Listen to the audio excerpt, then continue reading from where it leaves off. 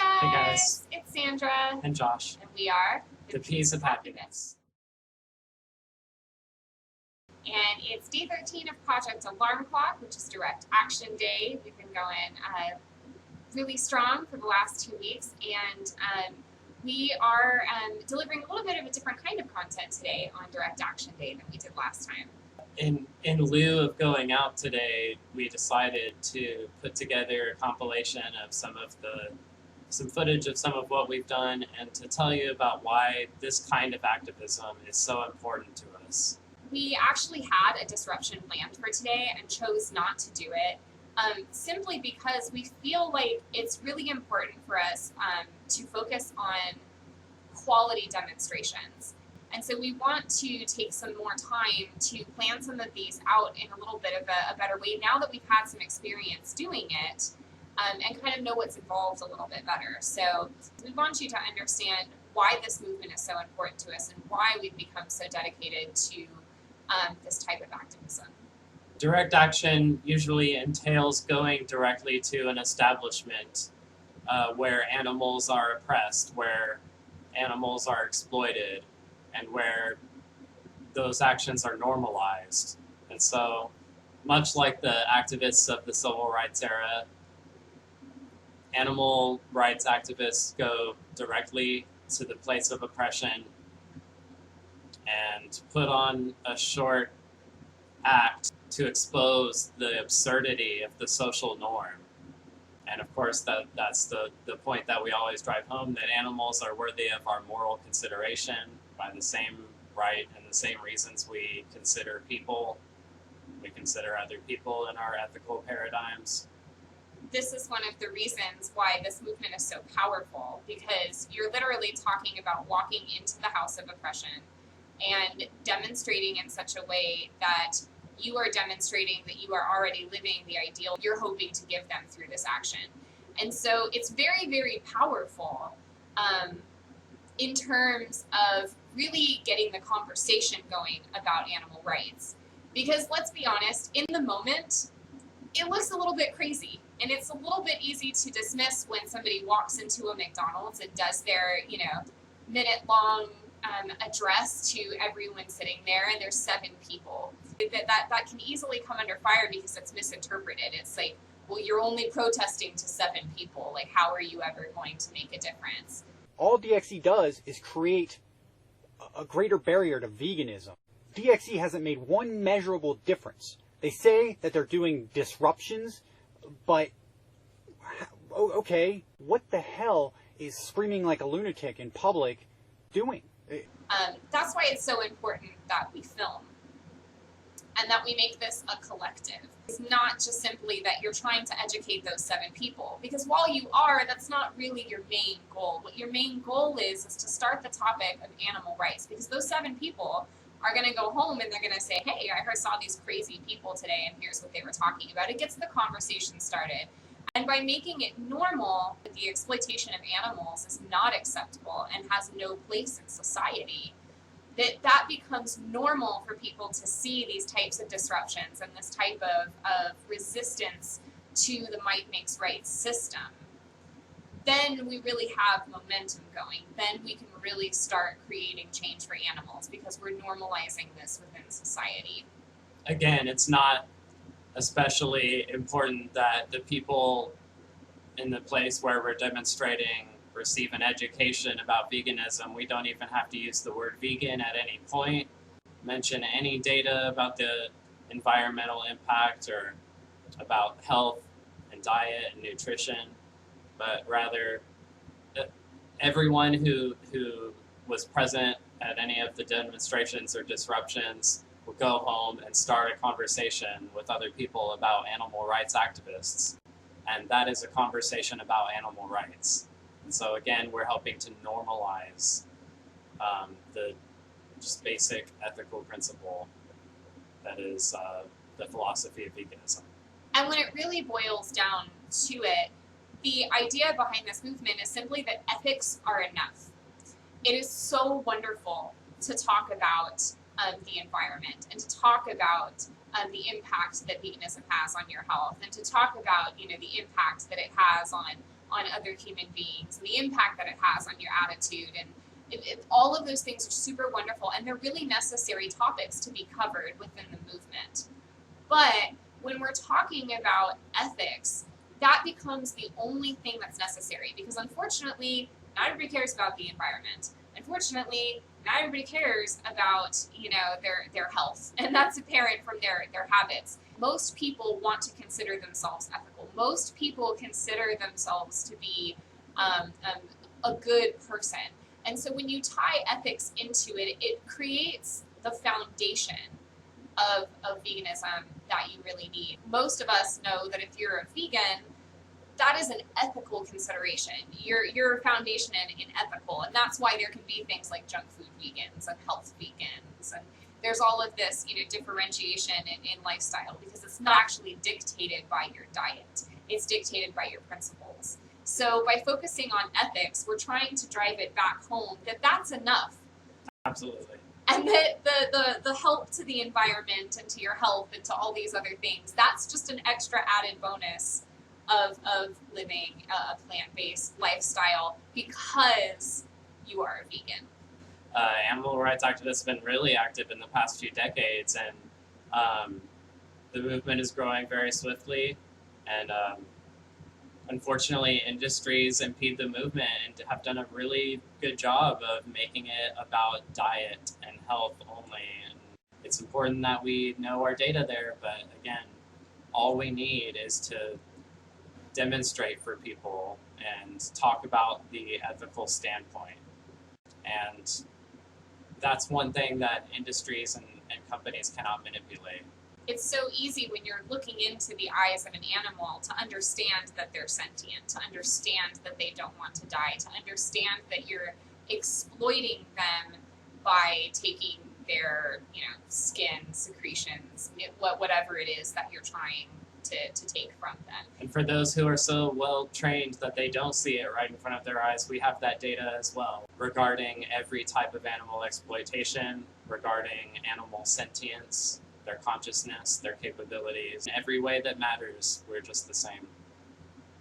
And just because you're looking at them doesn't necessarily mean you see them, so don't get that confused. There are plenty of people who look at animals and say, oh, look, I went to the zoo and I saw a tiger and I saw an elephant and I saw a zebra and I saw an African dog, but they're not looking at the animals. If they were truly seeing the animals, they would be trying to see from the animal's perspective. And that goes back to even just trying to understand each other as human beings. When you see an activist, when you look at an activist, it's easy just to see somebody standing outside holding a sign. That doesn't seem like a whole lot, but when you consider the principle of why they're there. Is this their day off from work? Have they honestly taken time out of their busy schedule to do this in their spare time? Why are they doing this in their spare time? That must be pretty important to them. Maybe I should find out why it's so important to them and look at the actual issue that they're trying to bring up for me. So it can be very inconvenient for people to do all that digging and thinking and consideration. I knew a person once who was a self-described science crusader who told me that cows are dumb, and he grew up with them and knew all about it and was willing to use that anecdotal evidence to write off all the data I had at my fingertips to share.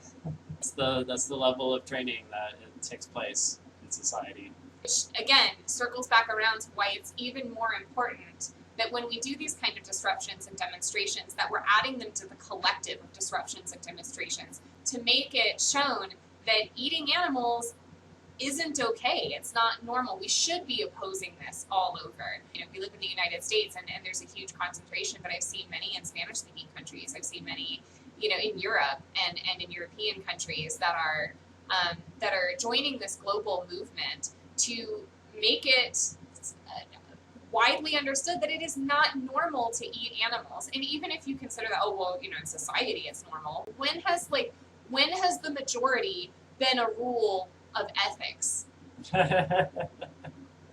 When has the majority been on the right side of ethics? At one point, slavery was perfectly illegal. Not 100 years ago, not 10, not today.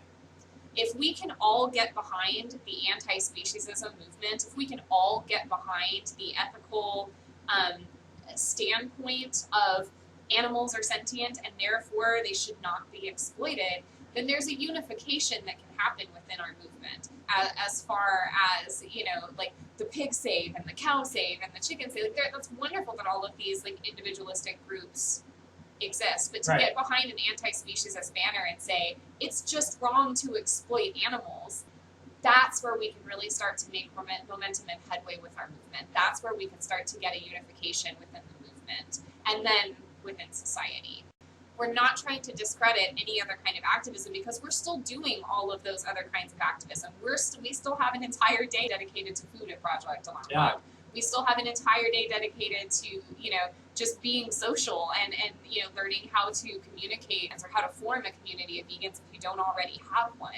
And so that's really important. Those topics are still very important. But as far as demonstrating, like interacting with the public is concerned, we feel that this is one of the absolute best ways to draw people in and really understand the ethical principles behind the movement. It's wonderful that there are people dedicated entirely to health and to nutrition and physical training and or to diet and making it easy to cook and cook on a budget.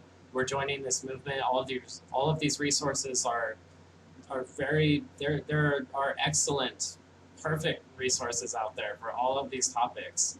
And so that's why we're not trying to be perfect at any one of those, just like all of those niches have kind of been filled, and it's wonderful. We focus on this type of activism, but just like you have to meet people where they are, every one of us can do a different level of activism, and that's okay. You do what you can. The diversity of our movement is important, you know, doing what is wonderful for your skill set, because we all have a different set of skills. We're in a position to try different things and demonstrate and show you how accessible some of these activities can be, show you what you can do, things you may or may not have considered.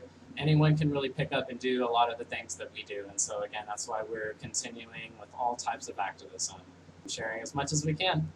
It's been an interesting journey to really document this as we go through it. You guys get to see the best of us on some days, and you get to see the not so best of us on other days. And we think that that's really important too, because we're human. We have done some types of activism that really haven't been effective, and we're totally willing to admit that because, like everything, this is a learning process. If you ever have comments, questions, if you have an idea for us to do a different type of activism that maybe we have never considered before, send it to us, guys. Post it on our page. Tweet it to us. That's what the Piece of Happiness is all about. That's what Project Alarm Clock is all about, especially. So please reach out to us. Yeah, let us know what you guys feel would be effective for us to do and what maybe you've wanted to consider doing but maybe haven't had the gumption to do it, and hey, we'll give it a shot. Again, this is a community effort. We want you guys to be as involved as you can because it takes all of us for the animals. Every voice is important. If we can get one message across, like, that is the one that I would want to get. Speak up for the animals because you are absolutely important to them. So when you really start to see this collective movement, really appreciate it. Take the time to look at it. Take the time to look at the collection of Direct Action Everywhere demonstrations that have happened. Even if they're not called Direct Action Everywhere, some people are involved in the movement and don't actually use that banner. Sure. That's awesome. Sometimes they're just called a disruption or whatever. Yeah. The labels are not important, guys. The labels, unfortunately, in our movement, I think, keep us more separated than anything else. So we're just trying to get the word out and focus on the ethical principle that all beings, all sentient living animals deserve freedom. We're all the same in all the ways that matter. So guys, if you haven't already done it, check out our Project Alarm Clock. We have got our little archive going now from the last 12 days. And so you can check out all of our content. It's all available on the Piece of Happiness Facebook, as well as our Instagram and Twitter. So go check us out. Of course, keep living your awesome plant-based positivity. And of course, keep living your plant-based positivity. This has been Sandra and Josh, 2 peas in a pod, passionately promoting peace, positivity, and plant-based living for the benefit of all non-human persons. Love you guys. Bye.